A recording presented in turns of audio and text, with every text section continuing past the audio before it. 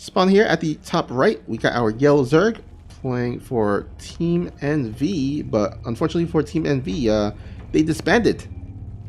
Oh no! Yeah, they disbanded on the 14th, so a couple days ago. So What? yeah, he's actually teamless right now. But anyhow, it is DRG. You just ruined this series for me. I'm so sorry, DRG. Wow. Anyways, on the other hand, we also have the Blue Zerg player getting a little bit of an early pool. Playing for the Guangdong Freaks, it is ARMANI.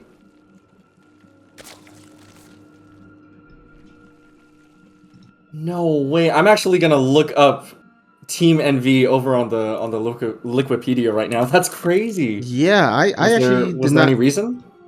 I have no idea, but I was surprised as you were because I didn't hear anything about it, and it was relatively, quiet news. And then when I searched it up, it was like, oh, they actually disbanded on the 14th, and I was like, wow, I did not expect that because they're one of the teams that really made a huge splash. Actually, Yeah. let's hold that thought. There's some crazy cheese happening here. Oh, look at that. They're taking the scenic route.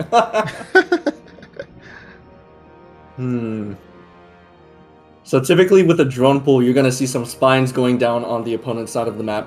This is something that I can, for the life of me, I know it's coming. It doesn't matter whether or not I see the drones. I know it's coming, and I still can't defend it. So we'll have to wait and see just exactly how DRG defends. Now, on the other hand, he does have a slight advantage because the drones and the Lings got here in such a delayed fashion. They were trying to avoid the scouting overload, so that might give DRG just enough time. So he's going to put down his own spine, which is going to get killed, actually, by the Lings and drones. But that seems to be a bait. Oh, look at that. So 2 out of the 3 spines are going to be killed off. I think that DRG might hold. He's losing a few drones, but so is ARMANI. Oh man, this is interesting. I can't tell what's happening. Oh man, I think DRG just might eke it, but the spine crawler does go up. However, it was pretty much damaged earlier on, so just a couple of chomping at that will take it down. And yep, I think DRG has it. Wow, look at that. It wasn't even like a just barely scenario. Like DRG towards the end, he really handled that quite well. Or, well, I mean, he handled the entire thing quite well, but towards the end it became very clear that he was winning. I mean, even because that spine finished, that's a really bad scenario for the opponent because the spine has 0 armor when it's unfinished, but it gains 2 armor when it finishes, or something like that. So it was really important that DRG had it low on health already. That queen looks like ARMANI just desperately wants to get a kill on something. Look at that, the queen also transfusing the Ling as well, and finally ARMANI's gonna tap out and DRG takes this game. So yeah, this GSL season really interesting because we have had, I think, more foreigners participating in this GSL than in quite some time. I think we have 4 in total, if I'm not mistaken. There's Scarlet and Special, who are usuals, but also Rainer and Astrea, who aren't usuals, as they currently are residing in Korea. So they're able to compete in the GSL, and going to be really interesting to see how they do. Oh yeah, definitely. Obviously, we here at Alpha X are rooting for a certain somebody, right? But we are not opposed to seeing Rainer play in GSL. I think that was definitely the biggest news of the week in terms of StarCraft 2 news. I know for myself, I can only speak for myself, like I'm very excited to see what Rainer has to show. I mean, already he was making a splash by asking whether or not he could play multiple races. I thought that was such a cool question, right? Like, who else would ever ask that at any point in our history? I think that's just so cool, and it really shows that Rainer is confident. You know, he's ready to appear as more than just a Zerg in the competitive scene. Yeah, and some people might see it as trolling, but in Home Story Cup he did explain that he doesn't feel quite as comfortable in his ZVZ, so sometimes you will see him play Protons against Zergs, and that's the reasoning he gave for playing off-ray sometimes. So I guess it makes sense. Yeah. So DRG's initial 6-lings are going to start working on the natural. Looks like they will be pushed back by the Queen and a bunch of lings from Armani. But who knows, maybe it could be setting up for another ling run by. As we all know, as all Zerg mains know, you know, your hatch health is pretty important when it comes to this mirror matchup, because once it gets low enough, it's pretty much a guaranteed kill. Yeah, you know, the Zerg can just focus fire on it, and then you're out of a hatchery, which will not be good. But looks like all in all, things have settled down. DRG will take a 3 or so worker lead here. Yeah, you know, this is interesting. I don't think I typically see Zergs take the pocket base, right? Obviously, it's a safe base, but Zergs thrive on, you know, just a sheer amount of resources, and obviously the pocket base does not have as many minerals, and it only has 1 out of 2 gas geysers. So this is pretty interesting. Maybe Armani's setting up for a roach timing or something, but I don't know. It seems like he's prioritizing safety against DRG, at least in this game. Looks like both players are going for roaches. Interesting to note that DRG did cancel ling speed in order to favor a faster layer, in order to get that quicker roach speed, I would assume. And yeah, both players are just going straight roaches here.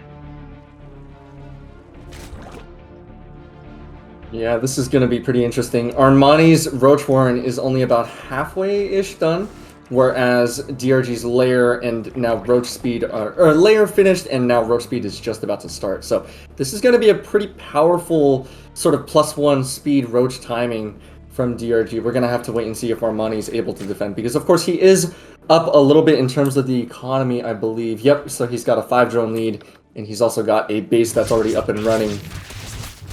Yeah, he has elected to go for better economy, and so his lair, Armani's lair, is a bit lagging behind, but his economy will be better because of that. Looks like DRG trying to get some scouting information. He does see that the roach warren is jiggling, so he knows that there is roaches on the way. The question is, of course, you know, in every ZVZ, is my opponent going for Spire as well? Because, you know, you do see some Zerg players mix in some roach play, but also some Mutalisk play along with it. So the idea is to make a couple of Mutalisk, maybe 8 or so, and then you completely switch back into roach production after getting some decent damage with those Mutalisks. Right. Look at that. Armani being very diligent with his scouting as well. He's sending in 2 Overseers. One of them did get killed off by the Queens, but the second one is going to verify that there is actually a 3rd base taken over in the back. Just making sure that he knows what he is up against. +2 has already started for Armani as well, so he's in a very defensive position. Neither player actually has ling speed, both of them prioritizing that +1, not carapace, excuse me, +1 missile along with that roach speed. So both players are going pretty heavy into the roach versus roach wars. Pretty exciting to see. I honestly like watching roaches versus roaches. I know that might sound controversial, but it's kind of like watching Blink Stalker versus Blink Stalker. You know, you've got a little bit of micro potential, not as much as Blink Stalkers, but roaches have a lot of health and they also have lower DPS, which means it gives the players more time to micro. It gives them more time to maneuver. And it, honestly, for me, it makes very enjoyable engagements. Yeah, I'm with you. I also enjoy roach versus roaches battles. I know a lot of people don't, but yeah, I'm with you. It's kind of enjoyable to me to see just a bunch of green acid just spewing all around. Right, vomit versus vomit. Yeah. Okay, so it looks like Armani did finish a Nidus. I like that, you know, able to reinforce quicker. Gonna start working on the creep a little bit, poke forward, but ooh, this is a little bit risky, Armani. I don't think that he was particularly ready for that. DRG did have that pre-split concave ready to go. Oh my gosh, okay, so I can't actually tell who's winning. How many roaches versus how many roaches? I think that DRG has defender's advantage, even though there is a Nidus, right? Like, he's got 20-something roaches against under 20. So, ooh, this is going to be interesting. The low ground does look like it's going to be bit more of a competition. But no, actually, it looks like finally DRG will be able to clean this up. This could actually be game. I think DRG might have done it. He might have 2-0'd ARMANI right here. Yeah, he's ARMANI's trying to take advantage of the mobility of Nidus Warren, but DRG, I think he just took the engagements really well in the beginning, was able to also take out some of the reinforcements while the Nidus was still popping, and so DRG is gonna take the roach count lead, and we'll take actually a decent supply lead. And of course, when there's a roach versus roaches situation, a lot of the times defender's advantage, really comes into play, and you just saw that DRG was able to defend that relatively with no problem. Right. Look at that, just streaming up onto the high ground. GG is called. DRG is going to take this series against ARMANI 2-0.